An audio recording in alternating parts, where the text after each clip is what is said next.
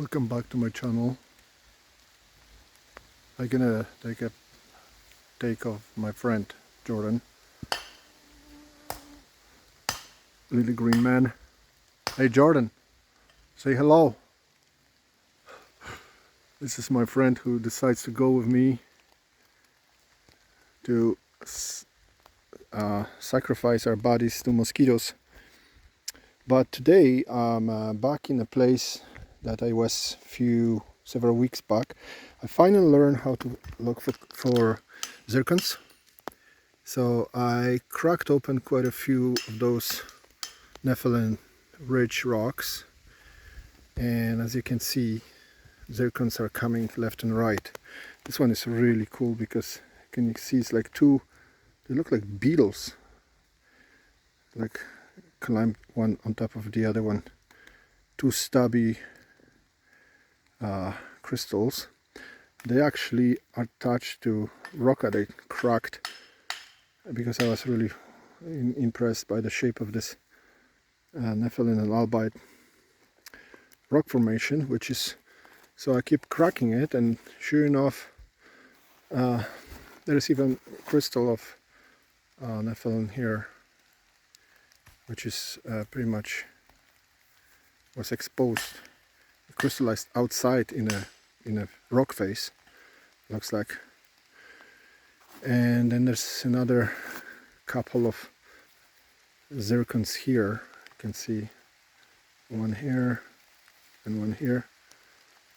We're having great time. There's small ones, big ones. It takes some time to get used to how to look for them, but finally I figured out the way, and now it's just a matter of finding bigger and bigger. And this is a piece of Alspar that is, oh, I cut right away the blue moon rock, moonstone effect. All right, I give you an update. Today is raining, but it's beautiful. Mosquitoes are biting, but who cares? Let's see what we can find. This is Schickler, a property. What happened to it in the last few years is hard to believe. Used to be a tidy trench when they were digging for fluorite and some augite. Now it's a strip mining operation with busy bees undermining every tree. I don't know what you guys think about this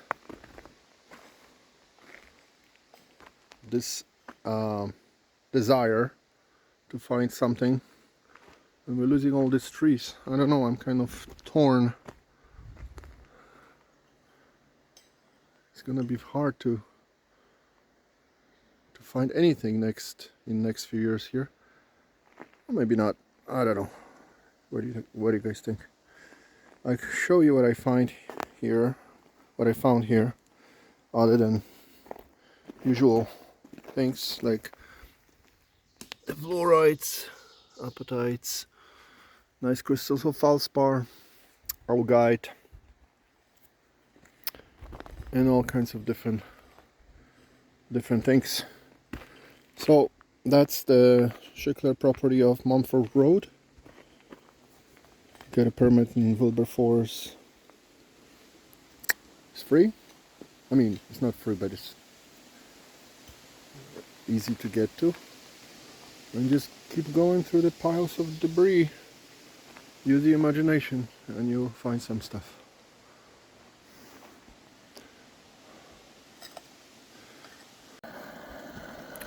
This is a rockhounding in its behind the scenes. So faithful vehicle, faithful bikes, faithful sausage, stove, and a bunch of rocks. Little chairs to regroup before next stop. We just finished with Schickler, augite, the most missing in my collection. This is just one of the examples. A very crude very old and ugly, but it's mineral, so we take it home. And this is sausage diet on a bonite. Excellent combo. Straight from the ground. Huh? That's for me? Yes. Okay, thank you.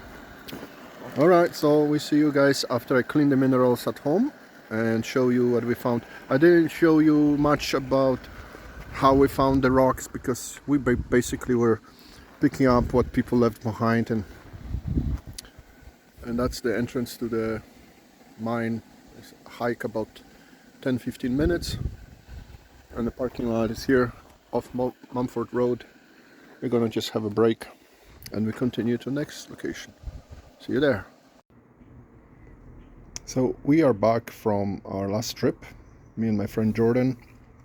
We hit 3 locations, really 4, but I'm gonna talk only about 3 locations that I found. This big piece of sausage you see here is actually apatite from Schickler. I'm gonna start with Schickler. Apatites were there very plenty of at one point. This one needs fixing. You can see it has a little bit of fluorite growing on as a second generation growth. I have pieces that I probably will find to try to recreate some of the what is happening here with this apatite. Obviously apatite was at one point very big mineral there in Schickler. What I wanted to do find is the some kind of terminated pieces of augite, which you can see here, one of the ugliest minerals probably up there. This one is very weathered, so I got that done. Find some augite in a little smaller form, obviously, and this is also a nice one. This one kind of looks like it's mixed up with apatite and fluorite.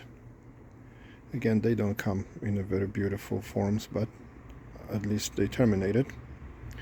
What you can find in Schickler is fluorite, of course. It's very purple. This one is mixed with calcite. Mass fluorite is everywhere. They look black. If you take them home, they pretty much, you can put light behind it and you're gonna see light coming through. From the solid pieces like this, you can actually make something. Obviously fluorite is not very hard mineral, but maybe you could make some cabochon or something like this if you're into this type of hobby. Yeah, so this is pretty much what you can find in Schickler. That huge ditch that was there, you see in a video, used to be size. The size of that ditch was, you could stand up inside. Now looks like everybody's dragging dirt into the ditch, so you kind of lose the history really bit of that particular place.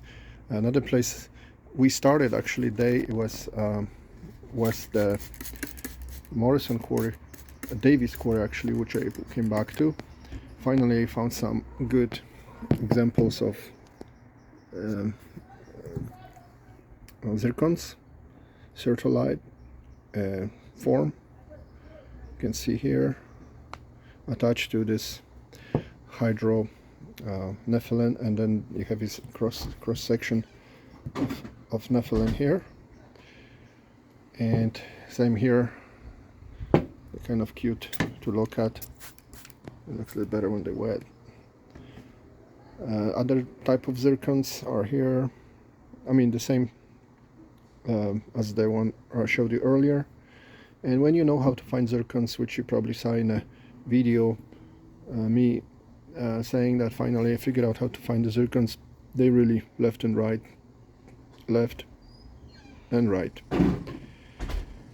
So they are everywhere there if you know how to what to look for in a rock. There's also hydronepheline, like as I mentioned to you, the pink rock, and there's also hematite, which glows in the dark. Sorry, glows with the UV light. This one here is actually moonstone, but today is very bad light, and I don't think I'm gonna catch any of the radiations, but maybe it's a little bit here. And cross section of a crystal of nepheline right here. Then, as always, oh, and this one is actually very interesting because it has a seam of hematite coming through, which gives a stain. And this one I saved from rusting, and I'm hopefully gonna keep it in that state for longer time. Now, as always, I stopped by Craigmont, and this one is a really cool find because I found this pegmatite of scapolite gneiss, in which I found these beautiful crystals, full long elongated crystals of corondum. In that particular boulder that I was breaking, I found corondum in a very beautiful color, almost red. So, you know, red corondum would be ruby, but this one is just getting into that warm brown red. There's cross sections are of course not as valuable as the full crystal, but there's few of them in a pretty good size. And also beautiful micas, this lapidolite mica, which actually shows whole crystal system all around. So I picked up a couple of samples. That this portion needs to be glued to this one. I have to figure out how they connect.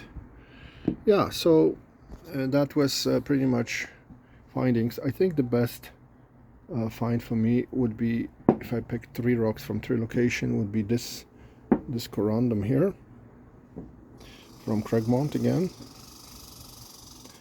this zircon here from Davy's Quarry, and if I have to pick beautiful ugly, would be this augite from Schickler. Schickler became a very different than what I remember from a few years ago, good and a bad way. You can see my footage from the locality itself. So enjoy your rockhounding.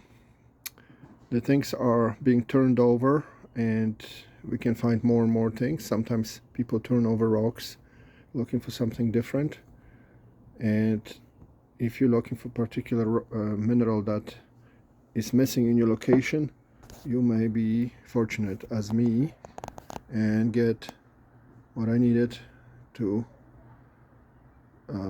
fill the void in my collection, which is augite, fully terminated on both sides, corondum, and nice zircon. Well, happy rock hounding. If you like this content, tell all crazy people about this channel, like and subscribe, and we see you at in the next adventure. See you then.